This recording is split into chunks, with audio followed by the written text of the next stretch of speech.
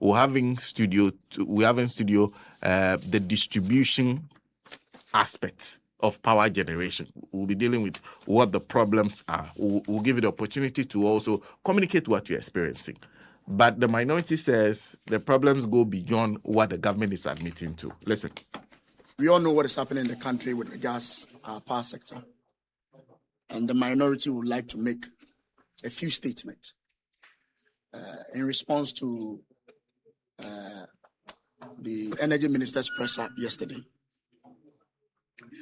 I must state plainly and without qualification, Ghana's power crisis, the doom that millions of Ghanaians have been enduring since January 2025, was not caused by any accident at Akosombo. It was caused by this government. The event of 23rd April are the latest and most dramatic symptom of a power sector left to decay under the NDC's incompetent stewardship. The Mahama government must not be permitted to use this incident as a convenient alibi for a crisis that predates it by more than a year. And the MPP minority will not allow that cynical rewriting of history to pass unchallenged. Let us be unequivocal about the timeline. Long before the event of 23rd April 2026, Ghanaians across every region of this country had been enduring persistent, unannounced, and devastating power outages. ECG had been issuing relentless emergency and maintenance schedules throughout April 2026. The ECG Director General had already issued public apologies for chronic power fluctuations, causing damage to household equipment and crippling small businesses. Communities were living in darkness, not for hours, but for days. Industries were hemorrhaging losses. Cold stores were warming. Hospitals were straining on generators. That was the reality of Ghana's power sector before any incident at Akosombo. That is the crisis this government owns, fully, entirely, and without excuse. On 19th April 2026, 4 days before the Akosombo incident, President Mahama stood before the Ghanaian people and declared, "The outages you are facing are not doomsday." He described the disruptions as necessary steps to ensure a more reliable and stable power supply. The Ghanaian people did not believe him then. They do not believe him now. And the MPP minority will not allow this government to shelter its own incompetence behind the narrative of a single incident. We say to the president directly, the darkness Ghanaians are experiencing is not the product of 23rd April 2026. It is the product of 14 months of policy failure, institutional neglects, and the deliberate abandonment of the energy sector recovery framework that the Nana Addo Dankwa Akufo-Addo and Dr. Mahmoud Bawumia administration put in place to prevent exactly this kind of collapse. The government of President Akufo-Addo and Vice President Bawumia did not leave behind a broken sector without solutions. They left behind the Energy Sector Recovery Program, which we call the ESRP, a comprehensive, internationally agreed framework designed to address the financial and operational vulnerabilities of Ghana's electricity sector. The ESRP had been negotiated with the IMF as a structural benchmark under Ghana's extended credit facility. It had specific timelines, specific targets, and specific commitments. It was not a wish list. It was a working plan, agreed with international partners and designed to be implemented with urgency. The IMF had projected Ghana's energy sector financial shortfall at $2.2 billion and had expertly identified the ESRP as the mechanism for preventing supply disruptions. The government's own finance minister has acknowledged that cumulative sector shortfalls could exceed $9 billion by 2026 without immediate reforms. Independent power producers' obligations remained outstanding.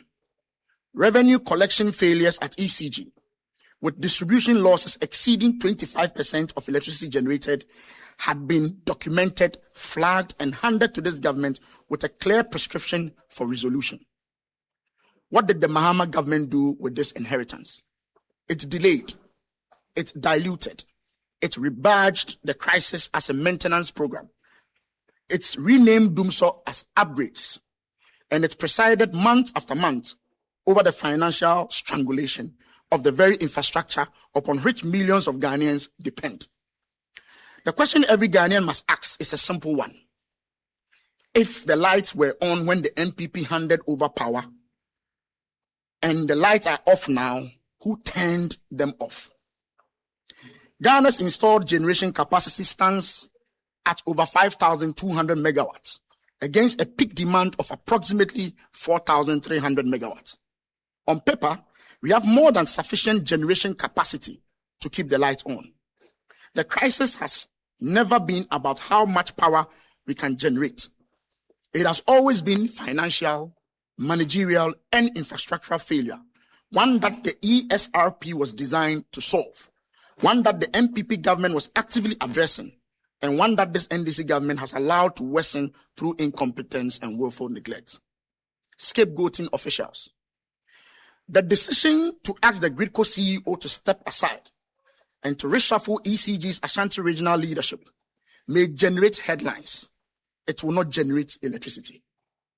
The MPP minority put it squarely to this government. What Ghana is witnessing is not accountability.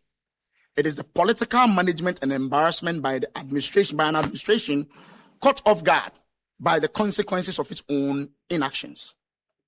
Engineer Mark Ewuaba was appointed acting CEO of Gridco in 2025 by this very administration.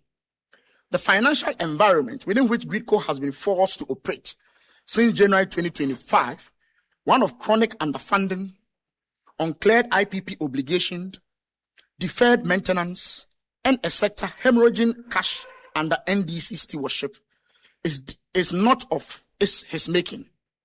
It is the making of his political principles. To hold him publicly accountable while shielding the policy architects of this disaster is not justice. It is deflection dressed up as decisive leadership. Even with the fire outbreak at Akosombo, the government has a responsibility to protect our national energy infrastructure backbone, the transmission network. However, lack of maintenance and safety protocols must be blamed on the government. We do not oppose investigation. Any inquiry into events at critical national infrastructure must be thorough and transparent. If negligence, dereliction of duty, or any other culpable conduct is found, those responsible must face the full force of the law. But investigation must precede conclusion, and the suspension of officials must not serve as a press release substitute for a genuine reckoning with the policy failures that has brought Ghana's energy sector to its knees. If any official is to face scrutiny, let that same scrutiny fall on the energy minister and on this president. For it is their ministry, their policy choices, and their disdain for the ESRP that created the conditions under which critical national infrastructure has been allowed to deteriorate. The Gridco CEO did not delay the ESRP. The ECG Ashanti management did not accumulate or refuse to clear the IPP payment backlog. The government did. Every outage Ghanaians suffer is not an abstraction. It is a factory that has stopped production.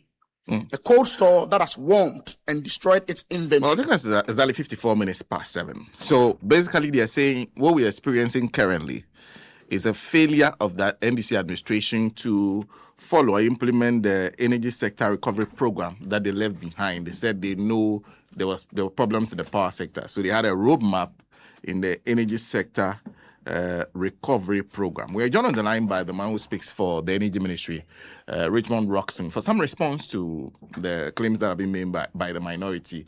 Thank you very much for your time. Good morning to you, Rockson.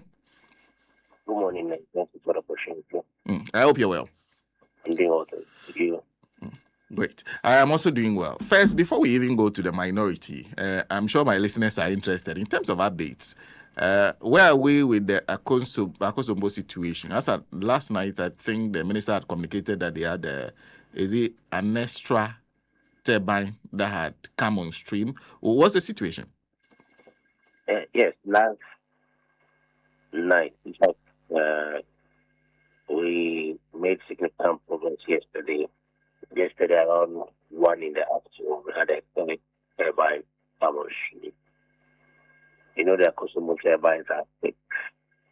And by 9 p.m., we had the fourth one also come on stream. And so, as we speak, we have about 60 to 70% of Akosovo's capacity on now.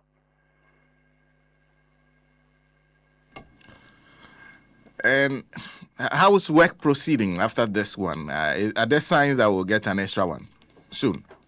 Yes, they are working on a fifth one now, which is the complex, looking at the damage and the extent of the fire. And at every given opportunity, we'll commend the engineers for VRE and WICO and the technical team for what they've done so far. What they've done is monumental. What they've done is the typical Ghanaian standing in the midst of difficulties to solve a problem that a lot of people are giving up. So we commend them for what they've done. And that also changes our energy dynamics. I'm sure that by weekend, as they assured us, we'll have the full dam come on stream, and then its full generation being fed to our supply plan. You see, because the explanation the energy minister gave, exactly how are we doing this? When you listen to the energy minister, I get the impression that this control room cannot be used again until a new one is constructed. So how are you then connecting the power from Akosombo into the national grid? What are they doing? And are there risks to what they are doing? That's why I said that what they've done is a mark of brilliance.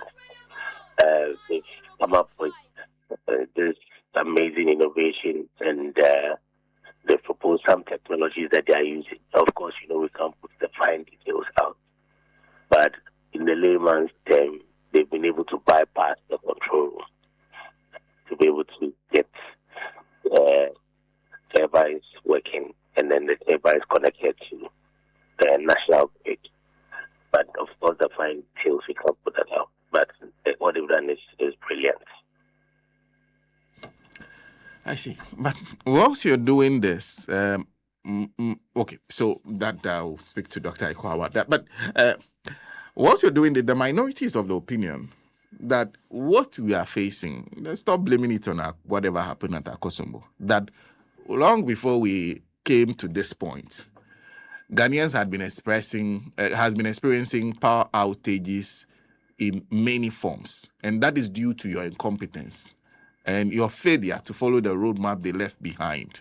Why are you not implementing the ESRP? It's unfortunate that at this critical point, you find the minority engaging in partisan politics.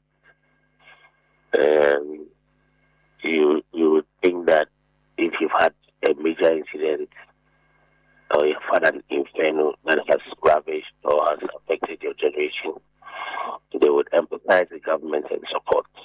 But of course, you understand it's politics. The most important thing to them at every point is political power. And so it's unfortunate, but we'll allow them to do the politics. Number one, let me respond to a few things they've said. Number one, in 2023, in 2023, they did the addendum for their own energy sector recovery plan, which is together with World Bank.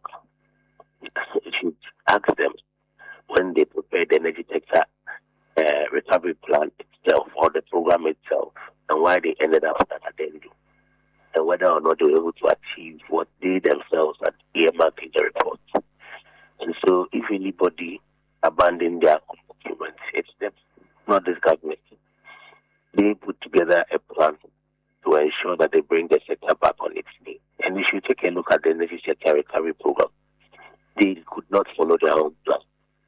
That's why they left with a deficit of 700 megawatts in December 2024. The whole of 2024, they were shedding load. The plan will show that you should have fiscal responsibility. Go and look at the mess in debt they left. Go to the utilities, go to ECC, go and look at the procurement practices there. So they abandoned their program. What we've done is to review the program and then enhance the program. What they don't know is that we've extended the program, and as of now, the program is being implemented till 2029. And so it is not true that the energy sector recovery program has been abandoned. That's completely false. Indeed, they abandoned their own program. They didn't follow their own program. And so they should blame themselves. They should ask government and commend government for even looking at the program, amending the program, and then extending it to 2029 to be able to bring the needed reforms. We engage the World Bank. The World Bank will tell you they commend this government, the minister highly, for the commitments to stay within the energy sector recovery program. And the results are showing. Nowhere did the minister mention that before Akosombo, there were no challenges. In fact, the first statement the minister made was that potential problems are in two folds. The first one had to do with the distribution challenge, and the second one has to do with Akosombo. It's obvious they were not listening. Either they were listening and they heard the minister, or they want to come up with their own problem, and then so that they can politics as they want to do. But that is the first statement. You can go back and play the accountability series. The first statement minister made was that we are dealing with both challenges. The first one has to do with distribution challenges that are brought about the outages, which the government has responded by investing heavily in the distribution side, by investing about 3,000 transformers to deal with damaged transformers, obsolete transformers, aging equipment, by UCG investing over 30,000 fuses, by coming up with an investment plan to overhaul the whole sector within 3 months, 6 months, and then up to 24 months to ensure that we have a more robust energy sector. And so you are not listening. You have not abandoned their plan. They did. You have enhanced it. You have reviewed it, enhanced it, and you are ready to extend it. In fact, we have to 2029. Cabinet has done that.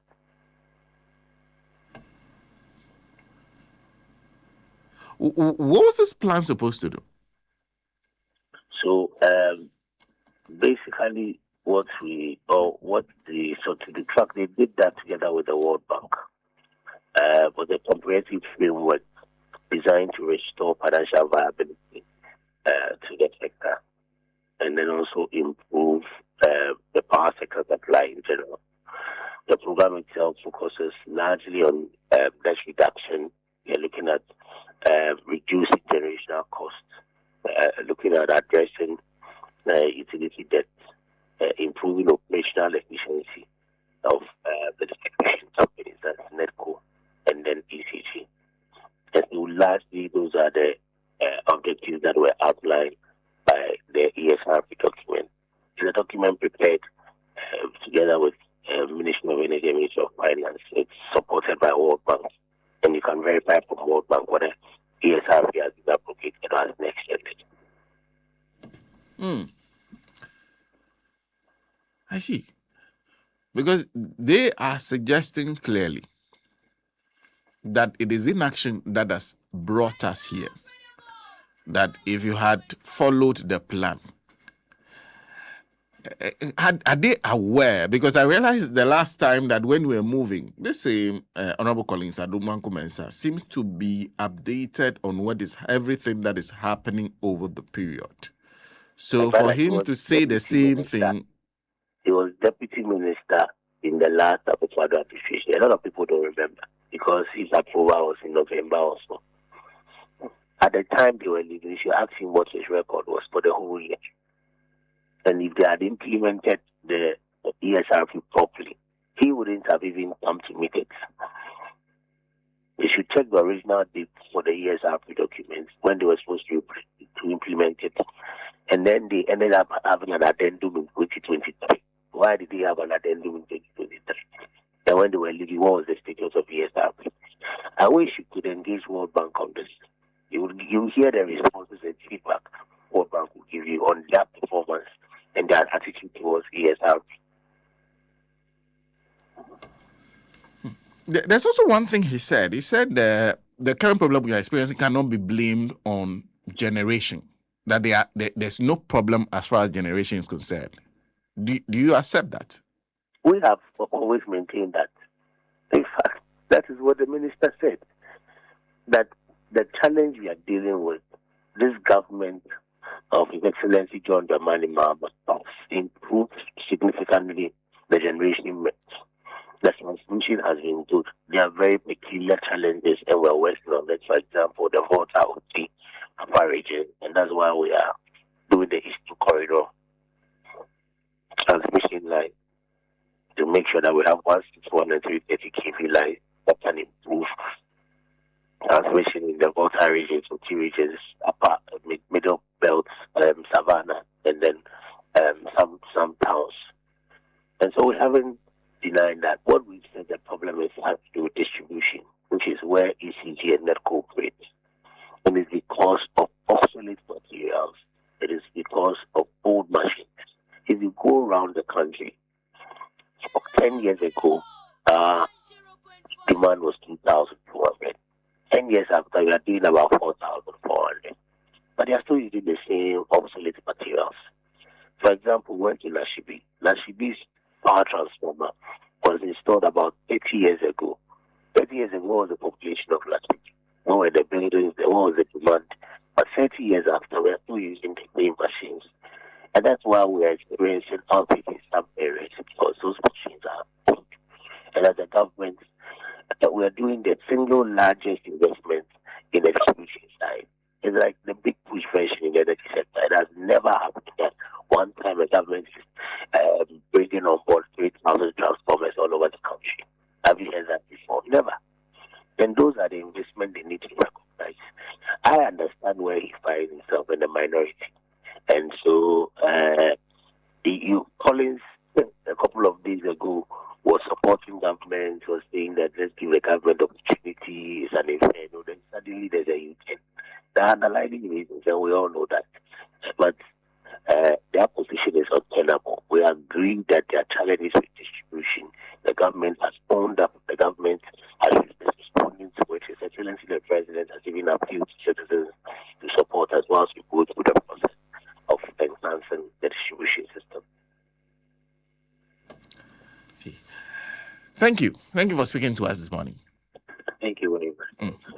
Richmond Rockson speaks for the Energy Ministry. Join us on the line in response to the Minorities Press Conference. Now, we'll be talking about you and the person you deal with.